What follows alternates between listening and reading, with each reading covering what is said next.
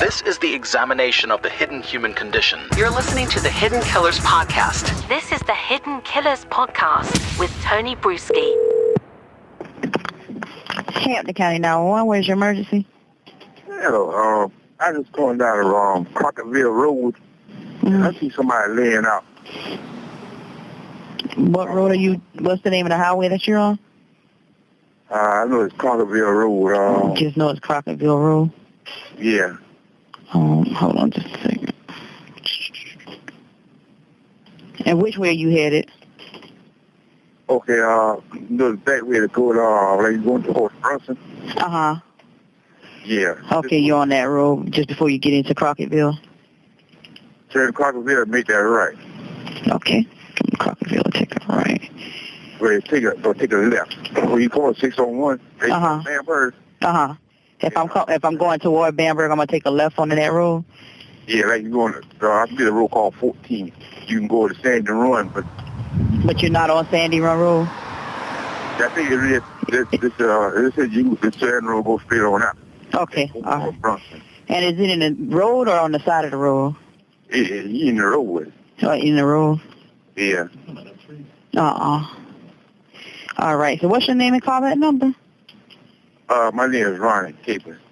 Okay. All right, Mr. Capers. Can I get a phone number for you? Let's see. I don't know the number off this phone, but you can call this number back. I'm going to work. Okay, but this is a good number to reach you back at?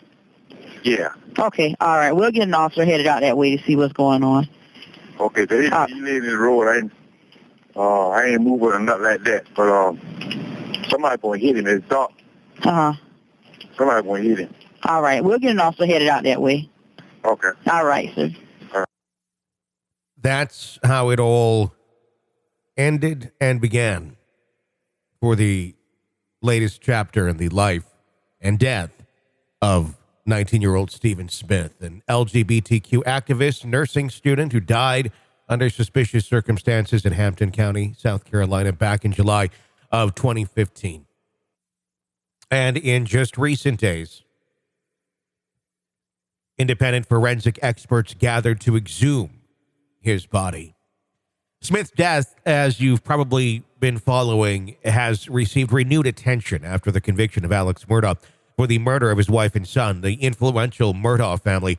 The name has loomed very large over this investigation, particularly Alex's brother, Randy Murdaugh, who had represented Stephen's father in a workman's compensation claim. Moreover, Alec and Randy were present at the scene of the Sandy Run Road crime scene, where his body lay that morning. It should be noted that the two were not representing attorneys for anyone at that moment in time, but they were at the scene of the crime. Stephen, having a high school classmate of Buster Murdaugh, Alex's oldest son. However, it is important to note that no one in the Murdaugh family has been identified as a suspect.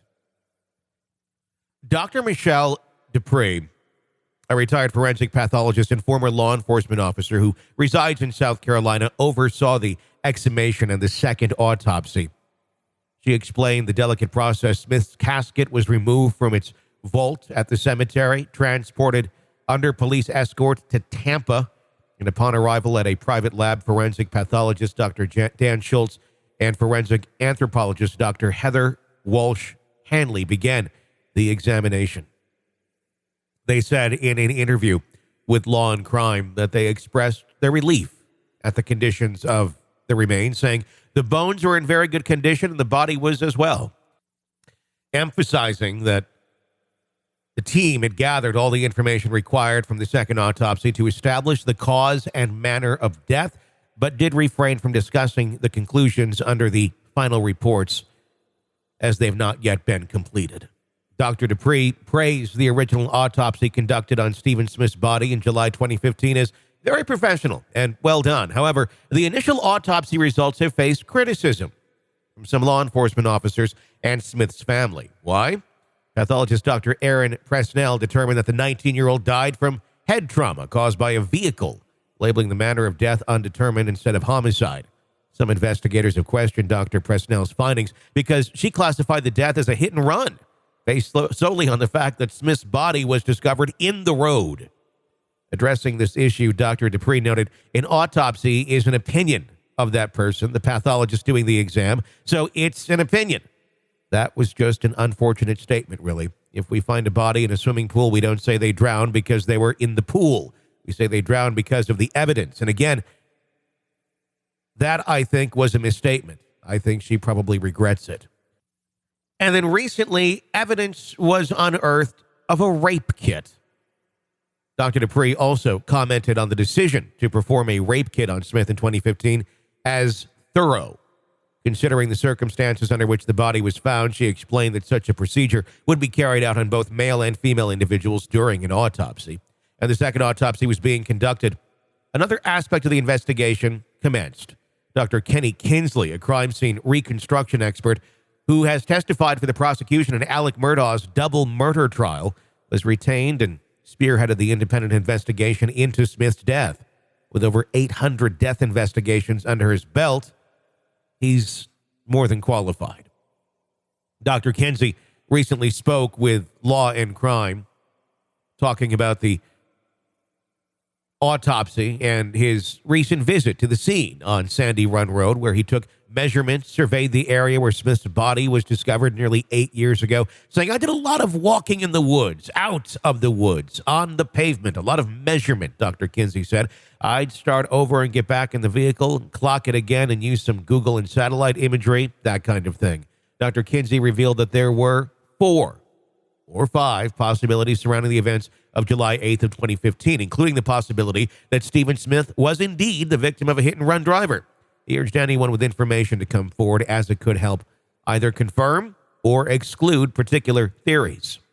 If someone heard something or knows something, we're asking them to please come forward, because we can include or exclude it, and then we can get back to where we need to be if it takes us in the right direction is helpful. If not, we can exclude it.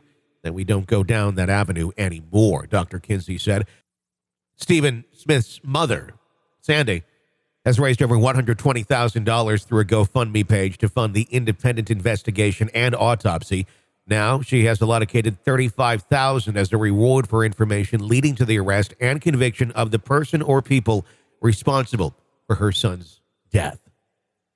As the second autopsy's findings are being finalized, the pieces of this puzzling case may finally fall into place, potentially leading to the resolution that Stephen Smith's family has sought for so many years. The determination and perseverance of Smith's loved ones, combined with the expertise of the independent forensic team of Dr. Kinsley, could ultimately uncover the truth behind his mysterious and tragic death, and finally bring justice for Stephen Smith. This is the Hidden Killers podcast with Tony Bruschi. That it is. It's going to be very interesting as we continue to follow that case.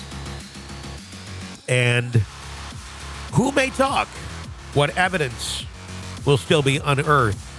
And what will SLED find on his phone now that it's been unlocked and in their custody? We'll give you all the details here as we get them. I'm Tony Bruschi. Stay with us.